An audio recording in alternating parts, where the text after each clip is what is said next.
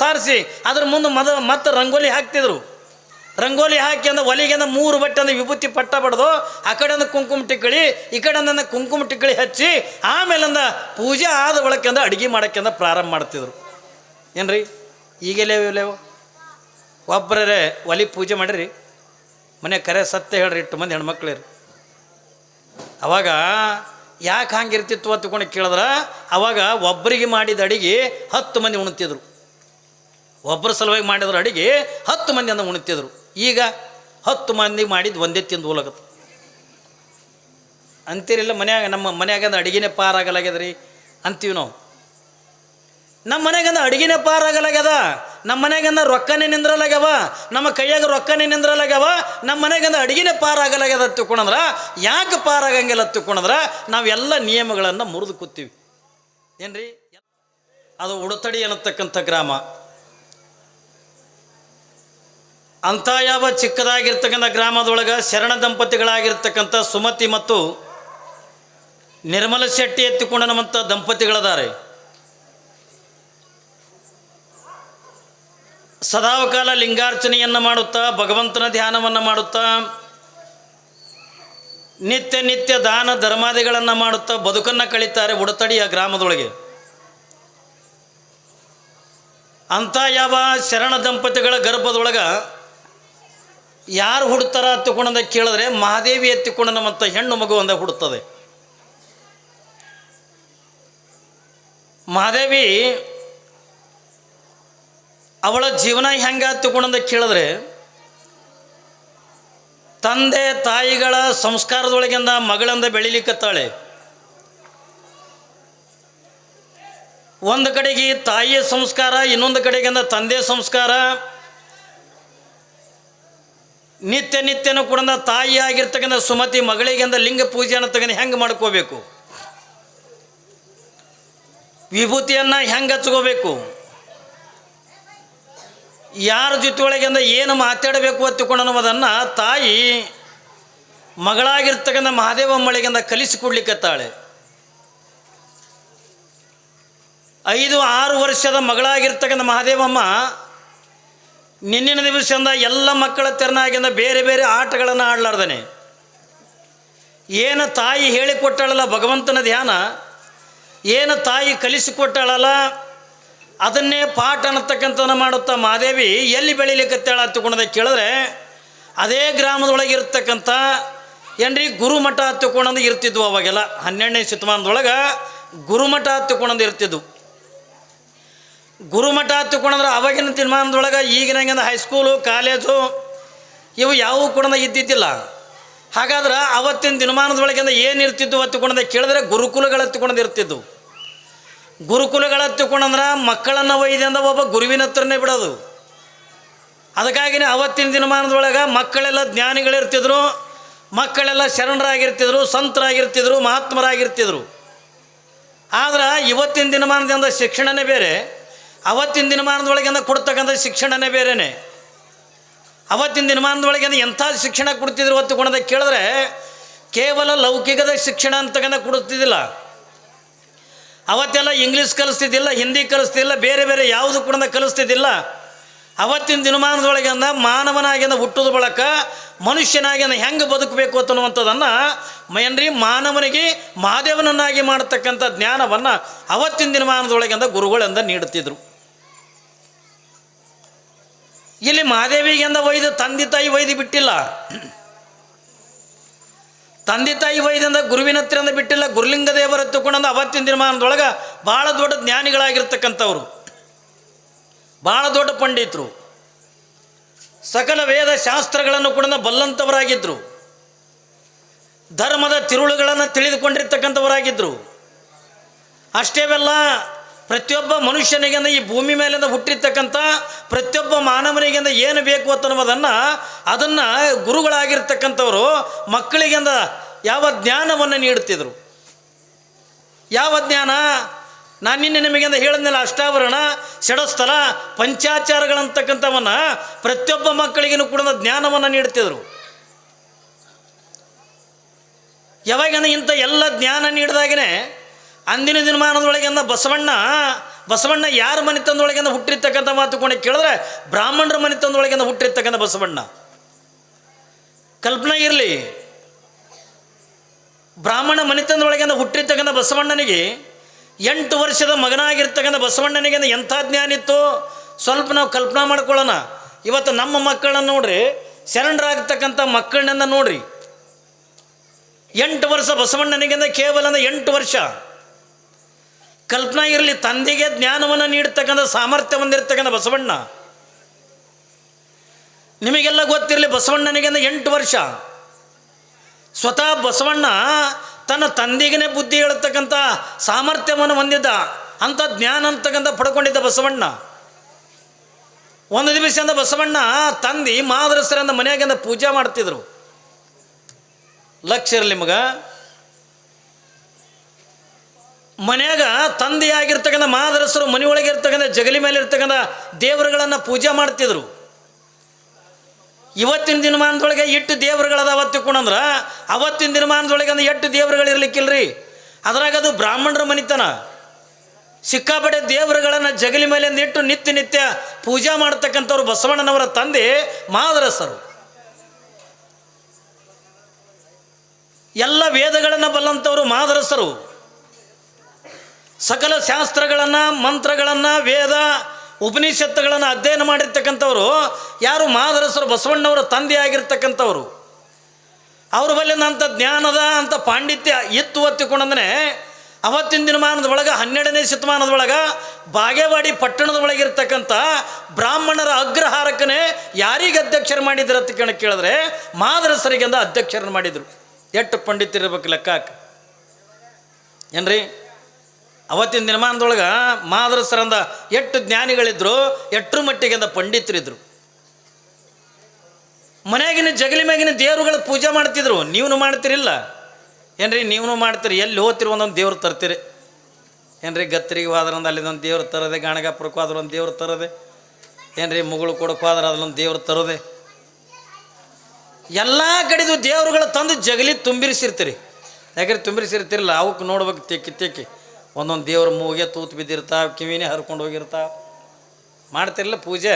ಅವು ದೇವ್ರುಗಳು ವಜ್ಜಾಗ ಇವಾಗ. ಯಾಕ್ರಿ ಎಲ್ಲರೂ ಬೀಗರೂರಿಗೆ ಹೋಗಿರ್ತೀರಿ, ಹೋದಾಗ ಅವ್ರು ಏನಂತಾರೆ ಬೀಗರು, ಅಯ್ಯ ಯಾಕ ಇವತ್ತೊಂದು ದಿವಸ ಸರಿ ಅವ್ವ ಭಾಳ ದಿವ್ಸಕ್ಕೆ ಬಂದಿದ್ದು ಒಟ್ಟ ಬಂದಿಲ್ಲ, ಇವತ್ತೊಂದು ದಿವಸ ಅಂದ್ರೆ ಇರುವತ್ತು ತಿಳ್ಕೊಂಡಂದ್ರೆ ನೀವೇನಂತೀರಿ? ಇಲ್ಲ ಅವ್ವ ನಮಗೆ ಇರ್ಲಕ್ಕಾಗಲ್ಲ. ಅಯ್ಯ ಅಂಥದ್ದೇನು ಇಟ್ಟಿದ್ದೆವು ಮನ್ಯಾಗ ಅದು ಕೇಳ್ತಾರೆ ಅವರು. ಅಯ್ಯ ಏನಿಲ್ಲ ಅವ್ವ ಅವು ದೇವ್ರುಗಳೊಂದು ಮೂಲ ಆಗ್ಯಾವಲ್ಲ ನಮ್ಗೆ. ಯಾಕ್ರಿ ಅಂತೀರಿಲ್ಲ? ದೇವ್ರುಗಳೊಂದು ಮೂಲ ಆಗ್ಯಾವ ತಿಳ್ಕೊಂಡಂತಾರೆ. ಮತ್ತು ದೇವ್ರುಗಳು ಮೂಲ ಆಗಂಗೆ ಇರ್ತಾನೆ, ಅವಕನ್ಯಾಕೆ ಹೋಗಿ ಜಗಲಿ ಮ್ಯಾಗ ಕುಂದ್ರಿಸ್ಬೇಕು ಏನ್ರಿ? ಜಗಲಿ ಮ್ಯಾಗಿನ ದೇವ್ರುಗಳು ಇವತ್ತಿನ ದಿನಮಾನದಾಗಿಂದ ವಜ್ಜಾಗ್ಯಾವ. ಒಬ್ಬೊಬ್ರು ಮನ್ಯಾಗ ಪೂಜೆ ಮಾಡ್ತಿರ್ತಾರೆ, ನೋಡ್ತಿರ್ತೀವಿ ಏನ್ರಿ? ಕಂಡಬಿಡಿ ದೇವ್ರುಗಳು ಈ ಸ್ಟೀಲ್ ಬುಟ್ಟಿ ತೊಗೊಂಡು ಹೊಟ್ಟಿಗೆ ಜಗಲಿಗೆ ಹಿಡಿದು ಹಿಂಗೆ ತುಂಬಿ ಮ್ಯಾಲ ಒಂದು ತಂಬಿಗೆ ನೀರು ಹಾಕಿ ಸೂಸಲ ಮಾಡ್ಲಕ್ಕ ಚುರುಮುರಿ ತೋಯಿಸ್ತಿರಲ್ಲ ಏನ್ರಿ? ಎಲ್ಲ ದೇವ್ರುಗಳಿಗೆ ಕೆಳಗೆ ಮೇಲ್ಗೆ ಮಾಡಿ ಈ ಕಡೆ 4 ಈ ಕಡೆ 4 ಹಿಡಿದು ಹಿಂಗೆ ಜಾಡ್ಸೋದವು. ಅವು ಜಾಡ್ಸೋದ್ರಾಗ ಒಂದೊಂದು ದೇವ್ರ ಅಂಗಳಕ್ಕೆ ಹೋಗಿ ಗಾಡಿಗೆ ಬಡ್ದು ವಾಪಸ್ ಬರ್ತಾವೆ, ಜಗಲಿಗೆ ಬರ್ತಾವೆ. ಇಲ್ಲ ದೇವ್ರುಗಳು ಅವು ಎದಿ ಹೊಡೆದವು ದೇವ್ರುಗಳು ನಿಮ್ಮನ್ನು ನೋಡಿ ಏನ್ರಿ? ದೇವರೇ ಎದಿ ಹೊಡೆದು ಬಿಟ್ಟಾವು. ಹೆಂಗೆ ನೀವೆಲ್ಲ ದಿನನಿತ್ಯನ ಕೂಡ ಜಗಲಿ ಮೇಲೆ ಇರ್ತಕ್ಕಂಥ ದೇವರುಗಳನ್ನು ನೀವೆಲ್ಲ ಹೆಂಗೆ ಪೂಜೆ ಮಾಡ್ತಿರ್ತೀರಲ್ಲ, ಹಂಗೆ ಯಾವ ಬಸವಣ್ಣನವರ ತಂದೆಯಾಗಿರ್ತಕ್ಕಂಥ ಮಾದರಸರು ಜಗಲಿ ಮೇಲೆ ಇರ್ತಕ್ಕಂಥ ದೇವರುಗಳನ್ನು ಪೂಜೆ ಮಾಡ್ತಿದ್ರು. ಒಂದು ಕಡೆಗಿಂದ ತಾಯಿ ಆಗಿರ್ತಕ್ಕಂಥ ಮಾದಲಾಂಬಿಕೆ ಮನೆಯಾಗಿಂದ ಅಡುಗೆ ಮಾಡ್ಲಕತ್ತಾಳೆ, ರೊಟ್ಟಿ ಮಾಡಕತ್ತಾಳ. ಯಾವಾಗಿಂದ 8 ವರ್ಷದ ಮಗ ಬಸವಣ್ಣ ಹೋಗಿ ತಾಯಿ ಜೊತೆ ಒಳಗಿಂದ ಜಗಳ ತೆಗೆದ.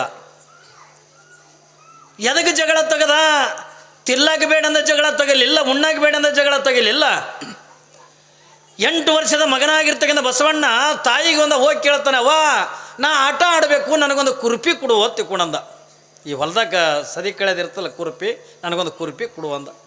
ತಾಯಿ ಅಂತಳ, ಮಗ ಕುರುಪಿ ತೊಗೊಂಡು ಏನು ಮಾಡ್ತೀಪ್ಪ?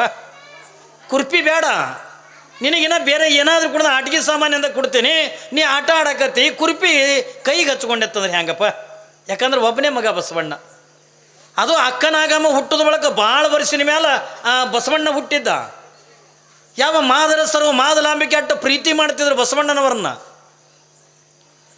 ಪಾಪ ತಾಯಿ ಅಂತಾಳೆ, ಬ್ಯಾಡ ಮಗ ನಿನಗೆ ಬೇರೆದು ಏನ್ರಿ ಆಟಿಕೆ ಸಾಮಾನು ಕೊಡ್ತೀನಿ, ಚಿಣಿದಾಂಡು ಕೊಡ್ತೀನಿ, ಚೆಂಡು ಕೊಡ್ತೀನಿ, ಇಲ್ಲವ ನನಗೆ ಆಟ ಆಡೋಕ್ಕಿಂತ ಕುರುಪಿನೇ ಬೇಕಂತ ತಿಳ್ಕೊಂಡಂದು ಯಾವಾಗಿಂದ ಬಸವಣ್ಣ ಜಗಳ ತೆಗದ ತಾಯಿ ಜೊತೆ ಒಳಗೆ. ಯಾವಾಗಿಂದ ಜಗಳ ತೆಗದ ಸಿಟ್ಟು ಬಂತು ಮಾದಲಾಂಬಿಕೆಗೆ. ಅವನ ಕೈ ಹಿಡಿದಿಂದ ಎಳ್ಕೊಂಡು ಎಲ್ಲಿಗೆ ತರ್ತಾಳ. ಮಾದರಸರೇನು ಜಗಲಿ ಬಲಿ ಪೂಜೆ ಮಾಡ್ತಿದ್ರಲ್ಲ, ಜಗಲಿ ಮೇಲೆ ದೇವ್ರುಗಳನ್ನ ಅಲ್ಲಿಗೆಂದ ಎಳ್ಕೊಂಡು ತಂದು. ಯಾವಾಗಿಂದ ಅಲ್ಲಿಗೆಂದ ಎಳ್ಕೊಂಡು ತಂದ್ಲು ನೋಡ್ರಿ, ಬಸವಣ್ಣದ ಹಠ ಮಾಡಕತ್ಯಾನ, ನಾ ಬೇರೆ ಏನ್ರಿ ಆಟಿಗೆ ಸಾಮಾನು ಕೊಡ್ತೀನಿ ಅಂತ ತಿಳ್ಕೊಂಡ್ರು ಅಲ್ಲಿ ಅಂತಾನ. ಆಟ ಆಡೋಕ್ಕಿಂತ ಕುರುಪಿ ಕೇಳಕತ್ತಾನ, ಕೈಗೆ ಹಚ್ಕೊಂಡ್ರಿ ಹಂಗೆ. ಮಾದರಸರ ಅಂದ್ರೆ ಬಸವಣ್ಣ, ಕುರುಪಿ ತೊಗೊಂಡೇನು ಆಟ ಆಡ್ತೀವೋ, ನಿನಗೆ ಬೇರೆದಿಂದ ಏನ್ರಿ ಆಟಿಕೆ ಕೊಡ್ತೀವಿ, ಇಲ್ಲಿಲ್ಲ ನನಗೆ ಕುರುಪಿನೇ ಬೇಕಪ್ಪಾಜಿ ಅಂತ ತಿಳ್ಕೊಂಡು ಜಗಳ ತೆಗೆದ. ಮಾದರಸರು ಮಗನ ಮೇಲಿನ ಪ್ರೀತಿದಿಂದ ಏನಂತಾರ, ಏನು ಕೇಳಬಾರ್ದು ಕೇಳಕತ್ತಾನ, ಕುರುಪಿ ಕೇಳಕತ್ತಾನ, ಏನು ಆಟ ಆಡ್ತಾನೆ ಆಡಲ್ಲ ಕೊಟ್ಟು ಬಿಡುವತ್ತು ತಿಳ್ಕೊಳೋದು. ಸರಿ, ಮತ್ತು ಗಂಡನೇ ಹೇಳೋದು ಬಳಕ ಮತ್ತು ಕೇಳಬೇಕಲ್ರಿ ಗಂಡನ ಮಾತ. ಪಾಪ ಮಾದಲಾಂಬಿಕೆ ಬಸವಣ್ಣವರಿಗಿಂದ ಒಂದು ಕುರುಪಿ ಕೊಟ್ಲು. ಯಾವಾಗಿಂದ ಒಂದು ಕುರುಪಿ ಕೊಟ್ಲು, ಆ ಕುರುಪಿ ತೊಗೊಂಡಂದ ಬಸವಣ್ಣ ಆಟ ಆಡಕತ್ತ. ಏನು ಆಟ? ಏನಿಲ್ಲ ಏನ್ರಿ, ಹಿಂಗೆ ದೊಡ್ಡ ಮನೆ ಮಾದರಸರ ಮನಿತನ ತಂದ್ರೆ ಅಲ್ರಿ, ಬ್ರಾಹ್ಮಣರ ಅಗ್ರಹಾರಕ್ಕನೇ ಅಧ್ಯಕ್ಷರಾಗಿರ್ತಕ್ಕಂಥವ್ರು ಬಸವಣ್ಣವ್ರ ತಂದ್ರೆ ಎಷ್ಟು ಶ್ರೀಮಂತಿಕೆ ಮನೆ ಇರಬೇಕು ಬಸವಣ್ಣವ್ರ ಮನಿತನ. ಅದ್ರಾಗಿಂದ ಬ್ರಾಹ್ಮಣರ ಮನಿತನ ದೊಡ್ಡದಾಗಿರ್ತಕ್ಕಂಥ ಅಂಗಳ. ಈಗಿನಂಗಿಂದ ಮಾರ್ಬಲ್ಲ, ಈಗಿನಂಗಿಂದ ಟೈಲ್ಸ ಪರಿಸಿ ಇವು ಯಾವೂ ಇದ್ದಿದ್ದಿಲ್ಲ ಅವಾಗ. ಅವಾಗ ಏನೋ ಇದ್ದರೂ ಕೂಡ ಏನ್ರಿ ಜಗಲಿ ಹಿಡ್ಕೊಂಡು ಅಂಗಳತನ ಆಕಳ ಸಗಣಿದಿಂದ ಸಾರಿಸ್ತಿದ್ರು. ಯಾಕ್ರಿ ಸಾರಿಸ್ತಿದ್ರಿಲ್ಲ ಅವಾಗೆಲ್ಲ, ನಾವೆಲ್ಲ ಅದು ಸಾರಿಸಿದ್ರ ಮ್ಯಾಗೆ ಬದುಕು ಕಳೆದವರು. ಈಗೆಲ್ಲ ಅದ್ರ ಮೇಲೆ ಅಂದ್ರೆ ನಮ್ಗೆ ಹೇಸಿಗೆ ಬರ್ಲಾಕತ್ತ. ಅವಾಗೆಲ್ಲ ಆಕಳ ಸಗಣಿದಿಂದ ಸಾರಿಸ್ತಿದ್ರು, ಅಂಗಳ ಸಾರಿಸ್ತಿದ್ರು, ಅಡುಗೆ ಮನೆ ಸಾರಿಸ್ತಿದ್ರು, ಒಲಿ ಸಾರಿಸ್ತಿದ್ರು. ಏನ್ರಿ ಅವಾಗೆಲ್ಲ ಒಲಿ 8 ಲಕ್ಷಣ ಇದ್ದು ರೀ. ಏನ್ರಿ ಒಲಿ ಎಲ್ಲ ಸಗಣಿದಿಂದ ಸಾರಿಸಿ ಅದ್ರ ಮುಂದೆ ಮತ್ತೆ ರಂಗೋಲಿ ಹಾಕ್ತಿದ್ರು. ರಂಗೋಲಿ ಹಾಕಿ ಅಂದ್ರೆ ಒಲಿಗೆಂದ 3 ಬಟ್ಟೆ ಅಂದ್ರೆ ವಿಭೂತಿ ಪಟ್ಟ ಬಡ್ದು, ಆ ಕಡೆಯಿಂದ ಕುಂಕುಮ ಟಿಕ್ಕಳಿ, ಈ ಕಡೆಯಿಂದ ಕುಂಕುಮ ಟಿಕ್ಕಳಿ ಹಚ್ಚಿ, ಆಮೇಲಿಂದ ಪೂಜೆ ಆದ ಬಳಕೆಂದ ಅಡುಗೆ ಮಾಡೋಕ್ಕಿಂದ ಪ್ರಾರಂಭ ಮಾಡ್ತಿದ್ರು. ಏನ್ರಿ ಈಗೆಲ್ಲೇವು ಒಬ್ಬರೇ ಒಲಿ ಪೂಜೆ ಮಾಡಿರಿ, ಮನೆ ಕರೆ ಸತ್ಯ ಹೇಳ್ರಿ, 8 ಮಂದಿ ಹೆಣ್ಮಕ್ಳಿರಿ. ಅವಾಗ ಯಾಕೆ ಹಂಗಿರ್ತಿತ್ತು ಅಂತ ತಿಳ್ಕೊಂಡು ಕೇಳಿದ್ರೆ, ಅವಾಗ ಒಬ್ಬರಿಗೆ ಮಾಡಿದ ಅಡಿಗೆ 10 ಮಂದಿ ಉಣ್ತಿದ್ರು. ಒಬ್ಬರ ಸಲುವಾಗಿ ಮಾಡಿದ್ರು ಅಡಿಗೆ 10 ಮಂದಿ ಅಂದ ಉಣ್ತಿದ್ರು. ಈಗ 10 ಮಂದಿ ಮಾಡಿದ್ದು ಒಂದೇ ತಿಂದು ಹೋಲಾಗತ್ತೆ ಅಂತೀರಿಲ್ಲ. ನಮ್ಮ ಮನ್ಯಾಗಂದ ಅಡುಗೆನೇ ಪಾರಾಗಲಾಗ್ಯದ ರೀ ಅಂತೀವಿ ನಾವು. ನಮ್ಮ ಮನೆಗಂದ ಅಡುಗೆನೇ ಪಾರಾಗಲಾಗ್ಯದ, ನಮ್ಮ ಮನೆಗಂದ ರೊಕ್ಕನೇ ನಿಂದ್ರಲಾಗ್ಯವ, ನಮ್ಮ ಕೈಯಾಗ ರೊಕ್ಕನೇ ನಿಂದ್ರಲಾಗ್ಯವ, ನಮ್ಮ ಮನೆಗಂದ ಅಡುಗೆನೇ ಪಾರಾಗಲಾಗ್ಯದ ತಿಳ್ಕೊಂಡ್ರೆ, ಯಾಕೆ ಪಾರಾಗಂಗಿಲ್ಲ ತಿಳ್ಕೊಂಡ್ರೆ ನಾವೆಲ್ಲ ನಿಯಮಗಳನ್ನು ಮುರಿದು ಕೂತೀವಿ. ಏನ್ರಿ ಎಲ್ಲ ಪದ್ಧತಿಗಳು ಬಿಟ್ಟಿವಿ. ಇನ್ನು ಹಳ್ಳ್ಯಾಗ ಚಲೋ ಪುಣ್ಯ, ಇಲ್ಲಿ ಪಟ್ಟಣದಾಗಿಂದ ಹೋರಿ ನೀವು ಕಾಲಾಗ ಸ್ಲೀಪರ್ ಚಪ್ಪಲ್ ಹಾಕ್ಕೊಂಡು ಅಡುಗೆ ಮಾಡ್ತಾರೆ.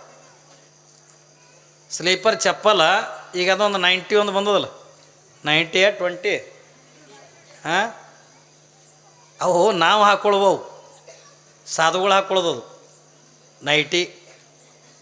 ಏನ್ರಿ ಅದು ನೈಟಿ ಎತ್ತಿಕೊಂಡಂದ್ರೆ ರಾತ್ರಿ ಹಾಕ್ಕೊಳ್ಳೋದು ಅದು. ಈಗ ಅದೇ ಹಾಕ್ಕೊಂಡಂದು ಅಫ್ಜಲ್ಪುರ್ ಕೊಂಟಾರ. ಯಾಕ್ರಿ ಅದು ನೈಟಿ ಎತ್ತಿಕೊಂಡದ್ದು ಯಾಕೆ ಹೆಸರು ಇಟ್ಟಿರತ್ತಂದ್ರೆ, ನಾವು ಅದಕ್ಕೆ ಕಪ್ಪನಿ ಎತ್ತಿಕೊಂಡಂತಿದ್ವಿ. ನಾ ಮೊದಲು ಶಿವಯೋಗ ಮಂದಿರ ಕಲಿಯಕ್ಕಿದ್ದಾಗ ನಾ ಅದನ್ನೇ ಹಾಕ್ಕೊಂಡೀನಿ 8 ವರ್ಷ.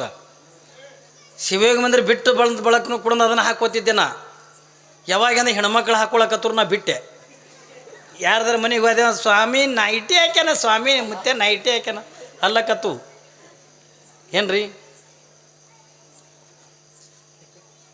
ಏನು ಉಳಿದಿಲ್ಲ ಈಗ ಪದ್ಧತಿಗಳು. ಏನ್ರಿ ಮುಂಜಾನೆ ಎದ್ದಂದ ಹೆಣ್ಮಕ್ಳ ಮುಖ ಸದಕ್ಕೆ ತೊಳೆಯಂಗಿಲ್ಲ. ಅವಾಗೆಲ್ಲ ಐಗಳಿಂದ ಹಿಟ್ಟಿಗೆ ಬರ್ತಿದ್ರು, ಗೊತ್ತಂದು ನಿಮ್ಗೆ. ಎಲ್ಲರ ಮನೆಗಳಿಗೂ ಕೂಡ ಜಂಗಮರು ಹಿಟ್ಟಿಗೆ ಬರ್ತಿದ್ರು. ಅವ್ರು ಹಿಟ್ಟಿಗೆ ಬರೋದ್ರಿಂದ ಅವ್ರಿಗೆ ಅನ್ನ ಕಂಬಿದ್ದು ನಿಮ್ಮ ಮನೆತನಕ್ಕಿಂದ ಬರ್ತಿದ್ದಿಲ್ಲ. ಅವ್ರು ಎದಕ್ಕೆ ಬರ್ತಿದ್ರು ನಿಮ್ಮ ಮನೆತನಕ? ಬೆಳಗ್ಗೆನೆ ಬರ್ತಿದ್ರು. ಕಾಲಾಗಂದ ಗೆಜ್ಜೆ ಕಟ್ಕೊಂಡ್ರೆ ಬರ್ತಿದ್ರು, ಇಲ್ಲಾರಿಂದ ಕೈಯಾಗಿಂದ ಬಿದಿರು ಬಡಿಗೆಗೆ ಗಂಟೆ ಕಟ್ಕೊಂಡಂದ ಬರ್ತಿದ್ರು. ಆ ಗಂಟೆ ಸಪ್ಪಳೆ ಕೇಳೋದು ಕೂಡಲೇನ ಮನೆ ಒಳಗಿದ್ದವ್ರು ಎಲ್ಲರೂ ಕೂಡ ಹೇಳ್ಬೇಕು. ಎದ್ದಿಂದ ಮುಖ ತಕ್ಕೊಂಡು ಒಂದು ಈಟಿಂದ ವಿಭೂತಿ ಹಚ್ಕೊಂಡು ಕುಂಕುಮ ಹಚ್ಕೊಂಡು ಬಂದು ಆ ಜಂಗಮರಿಗಂದ ಹಿಟ್ಟು ನೀಡಿ ಅಂದ ನಮಸ್ಕಾರ ಮಾಡೋದು. ಅಂದ್ರೆ ಎದ್ದು ಕೂಡಲೇನ ಜಂಗಮರ ದರ್ಶನ ಆಗ್ಬೇಕು. ಎದ್ದು ಕೂಡಲೇನ ಮುಖ ತಕ್ಕೊಳ್ಳೋದು. ಈಗೆಲ್ಲ ಎಲ್ಲವ ಗಟಬೈ ಜೋಲಿ ಕಿವಿಗೆ ಹತ್ತಿರ್ತದೆ, ಹಾಗೆ ಹೋಗೋಣ ಕೊಟ್ಟನ ಹೊಡೆದೆ, ಹಾಗೆ ಸರ್ರು ಸರ್ರು ಸರ್ರು ಇಳೆ ಸರ್. ಯಾವ ಒಲಿ ಪೂಜಿಲ್ಲ, ಹಣಿಗೆ ಬೂತಿ ಬೇಡ, ಏನು ಉಳ್ದ ಹೇಳ್ರಿ. ಎಲ್ಲ ಸಂಸ್ಕಾರಗಳಿಂದ ಹೋಗಿಬಿಟ್ಟವ.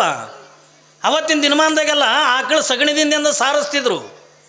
ಅದಕ್ಕಾಗಿಯೇ ಅವತ್ತಿನ ದಿನಮಾನದೊಳಗಿಂದ ಯಾವ ರೋಗಗಳಿಂದ ಇಲ್ಲ. ಇವತ್ತಿನ ದಿನಮಾನದಾಗ ಒಬ್ಬರು ಸೀದಾ ನಡಿಲಿಕ್ಕತ್ತೀರಿ ನೀವು ನೋಡ್ರಿ, ಎಲ್ಲರ ಕಾಲ ಅಡ್ಡುಣಿಗೆ ಆದಂಗೆ ಆಗ್ಯಾವ. ಅಡ್ಡುಣಿಗೆ ಆದಂಗೆ ಆಗ್ಯಾವ. ಯಾಕೆ ಅಡ್ಡುಣಿಗೆ ಆಗ್ಯಾವ್ರಿ? ನಾವು ಮನೆಯಾಗಿಂದ ಟೈಲ್ಸ, ಮಾರ್ಬಲ್ಲ, ಗ್ರಾನೈಟ ಇವೆಲ್ಲ ಏನು ಯೂಸ್ ಮಾಡಕತ್ತೀವಲ್ಲ, ಇದರಿಂದ ನಮ್ಮ ಕಾಲು ಹಿಡ್ಕೊಳಕತ್ತವ. ಆಮೇಲೆ ಉಣ್ತಕ್ಕಂಥ ಆಹಾರ ಅಂತಕ್ಕಂಥ ಏನೈತಲ್ಲ, ನಾವೆಲ್ಲ ಡೂಪ್ಲಿಕೇಟ್ ಅಂದ ಆಹಾರ ಉಣ್ಣಾಕತ್ತೀವಿ. ಅದರಿಂದ ನಮಗೆಲ್ಲ ಕಾಲು ಹಿಡ್ಕೊಳಕತ್ತ. ಆಕಳ ಸಗಣಿ ಒಳಗೆ ಏನು ತಾಕತ್ತಿತ್ತು ಗೊತ್ತ ನಿಮಗೆ? ಆಕಳ ಸಗಣಿ ಒಳಗೆ ಎಷ್ಟು ತಾಕತ್ತದ ಗೊತ್ತದ ನಿಮಗೆ?